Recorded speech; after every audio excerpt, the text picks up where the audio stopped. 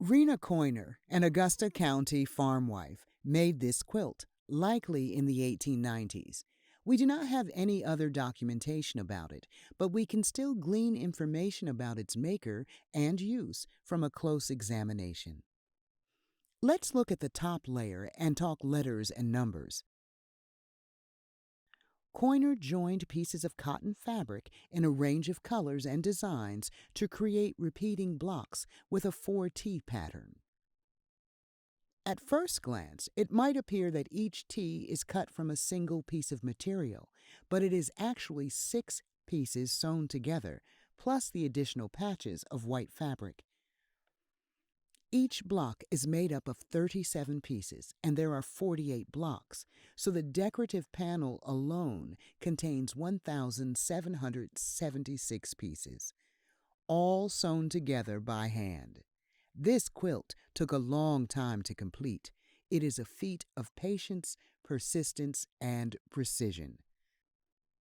Examination also reveals the quilt was intended for warm weather use. Frequently, a quilt has a layer of padding or batting stitched between the top and bottom layers for warmth. This quilt has no such padding. The backing layer of the quilt is plain, but we can see faint marks on the pieces of fabric identifying them as food sacks. One mark is from a 5-pound bag of sugar from the John Mollenhauer Company of Brooklyn. From the 1840s to the 1950s, cotton sacks were the primary packaging for grains, sugar, and other dry goods. Like many thrifty women, Koiner repurposed her sacks into other uses, including so-called feed sack quilts. In selecting the fabrics, customizing the design, and adding personal touches, quilt makers express themselves. Here, Koiner may have conveyed her opposition to alcohol, given that the 4T pattern was sometimes associated with the temperance movement. This social reform movement began in the 1840s to fight the harmful effects of alcohol on American society.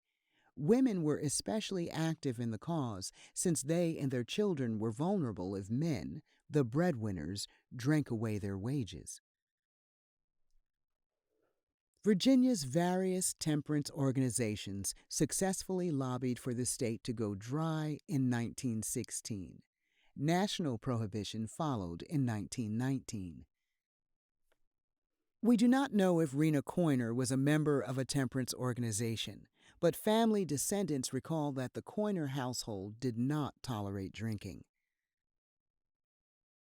Her quilt is a reminder that even utilitarian household items can carry a political message.